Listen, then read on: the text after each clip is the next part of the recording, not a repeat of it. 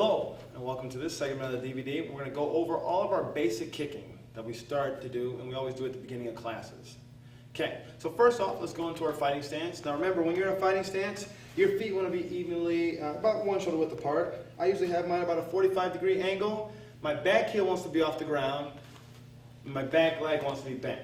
I don't want to stand straight up and on my heels because I'm not ready to move very quickly. Here, I'm a little bit better positioned to be able to go forward, backwards, moving side to side. Okay? You always want to keep that rear leg bent and that rear heel off the ground. Think of it like a sprinter being in a race. I'm ready to either push off and go towards my target or be able to quickly move out of the way and then go to my target. So this back leg is very important. Now, the first kick, just warm up our bodies. We always work on ba'alya, which is stretch kick. Now when you're doing a stretch kick, you want to keep your hands up and your eyes forward. Your knee's going to be straight, but you want to bring your legs straight up and then right back to the fighting stance. All I'm focusing on is stretching out my hamstring. This is not a kick that applies to self-defense and sparring. So when you're doing a stretch kick, bring it straight up and right back.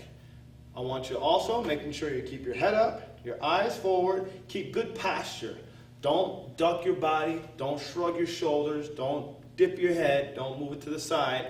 Also keep your hands up, okay? A lot of people start with their hands up, and then as they kick, they lose control of their body, and they drop their hands, okay? This is a no-no. So keep the hands up, eyes forward, knee is straight. I bring it straight up, and right back to fighting stance. The goal is eventually to let your knee touch your shoulder. That's the stretch kick.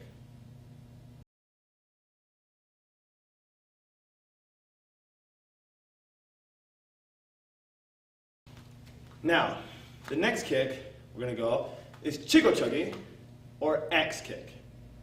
Now, when doing an axe kick, similar, it comes up almost like a stretch kick, but this is an arc motion. I want to focus on the downward motion coming down on my opponent's face. So outside of the target, my leg is going to come up. Coming down right in the middle, if I were to hit in more of a self-defense situation, or if I'm board breaking, I'm going to hit with my heel. Sometimes to score a point, when we're doing it in sparring, I can point my foot and use the whole bottom of my foot. But the principle is the same. I want to keep my knee straight, bring it outside of body up, down in front, land it in front, and then pull back to fighting stance. So I'm getting forward distance out of that kick. So always keeping the hands up, eyes forward, outside to inside. Still control your arms. That is chigochuggy, axe kick. Remember, when you're hitting, you want to hit with your heel.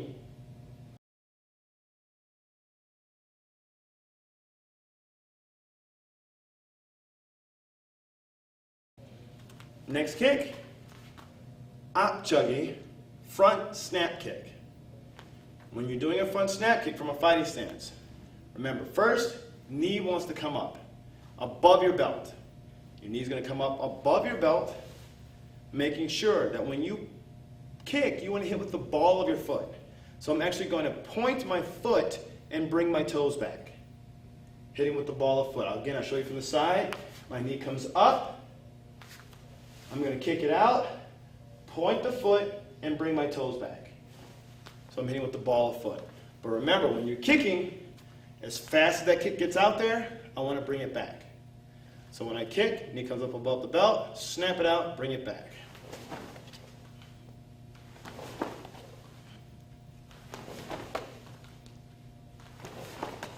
Very important to show the control of the little muscles in your foot so that I can tell that you're pulling your toes back. So if you were to board break or to spar or to defend yourself with a front kick, we would not injure our own toes. That's apchuggy, front snap kick.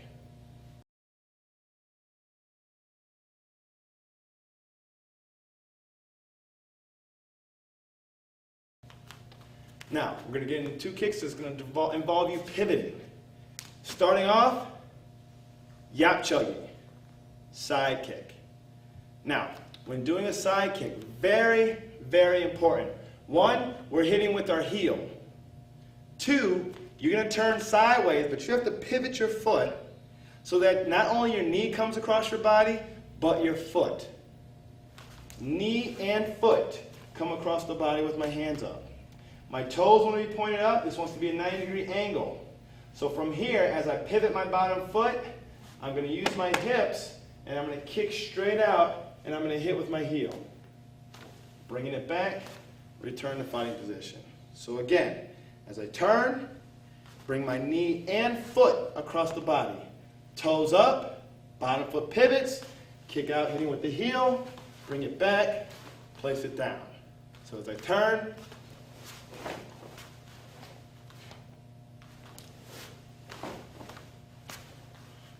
the most common mistake is people pivot and they bring their knee across their body and not their foot. The pivot and their chamber looks like this. Now, if you notice, it's the same chamber as a roundhouse kick, which we're going to get to in a second. But if I kick from here, my heel is not going to drive in a straight line. It's going to go at an angle. And I don't want that. So I want to make sure my knee and my foot come across here, throwing a linear kick straight in, out and back, versus throwing it, turning my knee, coming across the body, my foot is still behind my body, and I throw it as if I were doing a roundhouse kick. Remember, this is a linear kick. You're going to hit with your heel. Very strong. And as fast as you snap it out there, I got to bring it back. That's Yup Chuggy side kick.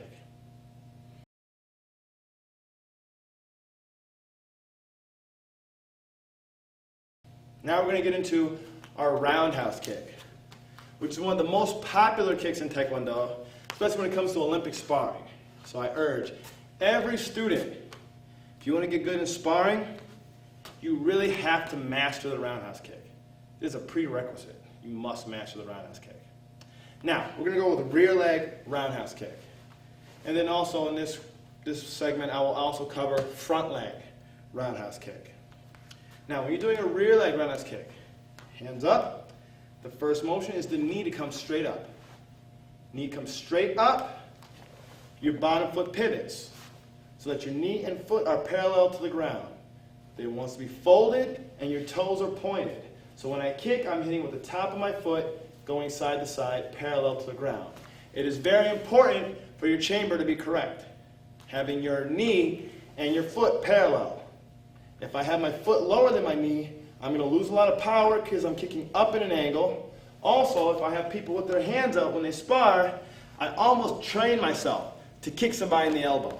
And everyone who's ever kicked somebody in the elbow during sparring knows it's not a very pleasant experience.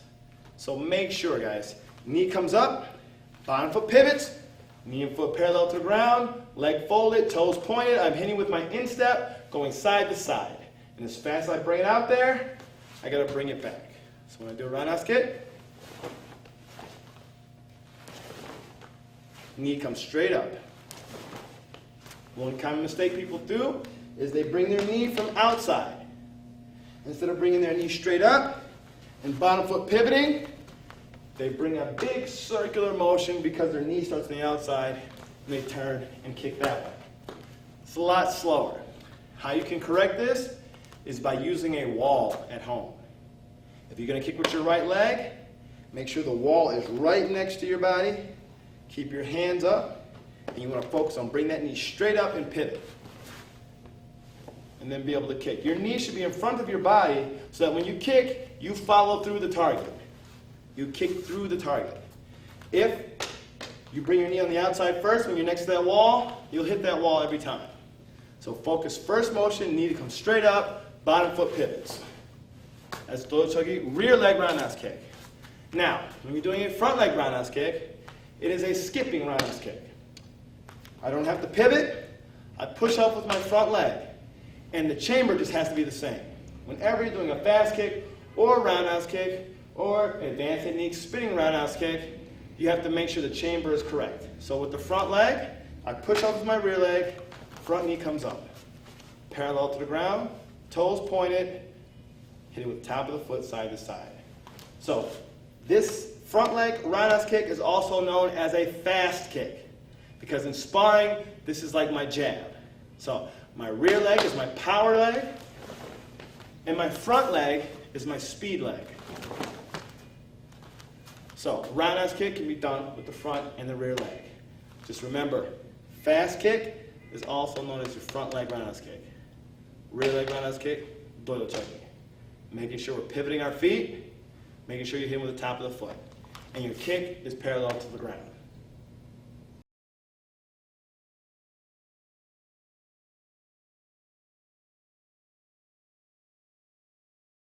Okay, now we're going to talk about crescent kick. Half moon crescent kick, known as bandar chuggi. When doing a bandar chuggi, this is an in-close technique for striking, or I can use it as blocking technique. Now when I'm doing a crescent kick, I'm going to hit with the inside edge of my foot. Okay? Now when I did an axe kick, I came down on my opponent's face. Now I'm going to come across. So as I hit the target, I'm going to bend my knee. So when I throw a crescent kick, I'm going to bend this knee as it hits the target. I come across, hitting with the inside edge of foot. You see this kick also in take a chill down. When you see the back is here. That's exactly how it hits. I can be in close, I bend my knee, I come across the face. So I'm not going to land it in front, I'm going to follow through.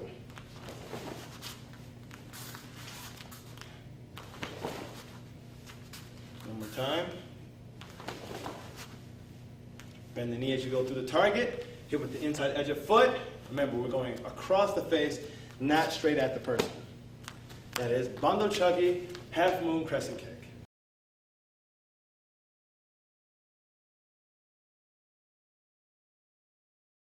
Now, we're going to get into dwi chuggi, which is back kick.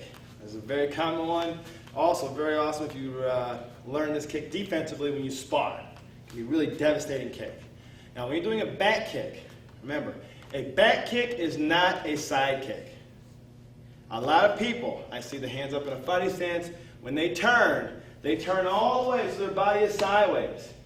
And they look with both eyes. And they bring that leg up, and they do a side kick like that. And a lot of people think that's correct to do a back kick. That is not a back kick, that is a turning side kick.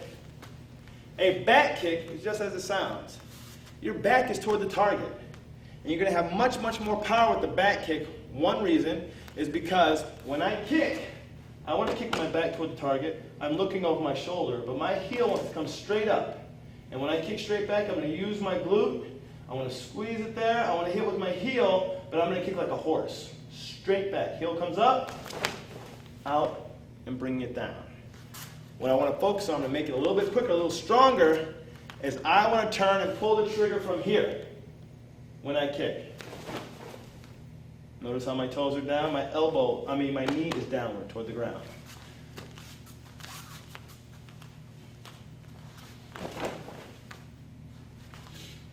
If I continue to turn too much, even if I start from here, if I continue to turn, my foot is going to turn outward. So I have to learn how to stop my turn, my pivot motion. Remember, this is not a spinning kick. This is a linear technique. This is designed to go straight in. So in my fighting stance, I pivot, bring that heel up to the butt, straight back and then down, turning and facing my opponent. I do not want to spin in a circle, doing a side kick, sometimes causing me to either under or overshoot my target. That's why it's a back kick. My back is toward the target, so from this position, my body mechanics are lined up properly so I can kick in a straight line. That's why they always say never stand behind a horse. So you remember, your toes want to be down, your knee wants to be down, you pivot the feet, do not spin. Also look over that shoulder, back is toward the target, always keep your hands in. If I pivot or if I spin, control your arms. Kick landed in front, then face towards your opponent. This is dwi chuggi, back kick.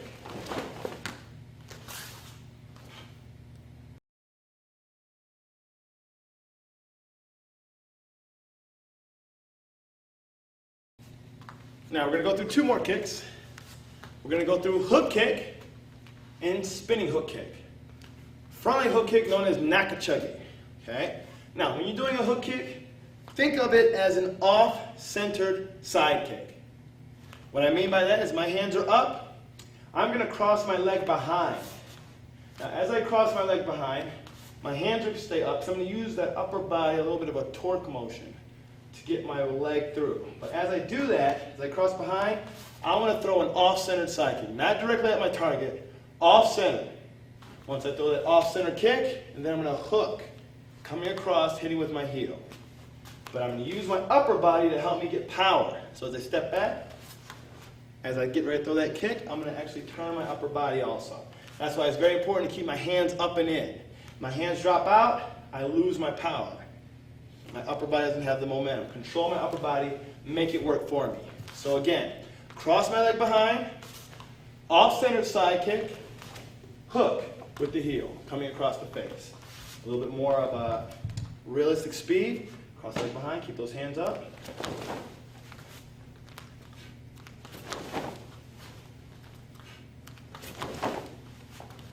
One more.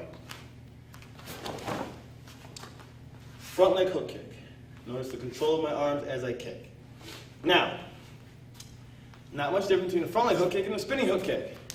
Remember we talked about this position? Cross leg behind, hands are up, so I get ready to throw that off-center side kick.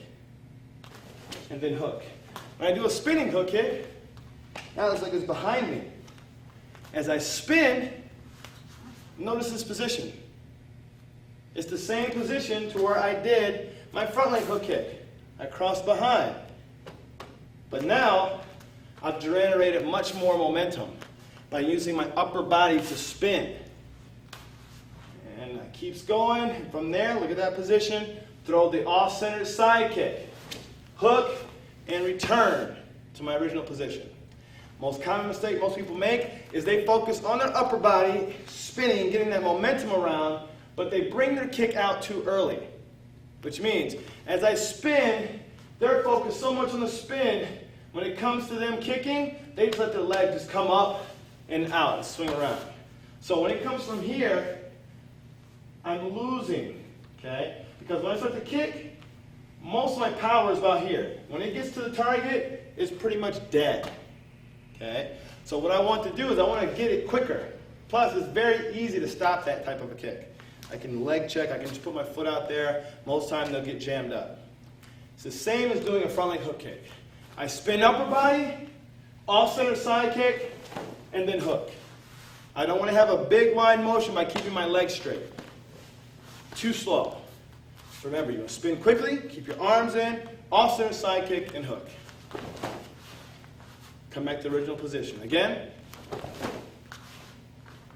One more time. Spinning hook kick. Okay, these are some of the basic kicks. Thank you for tuning in. Have a great day.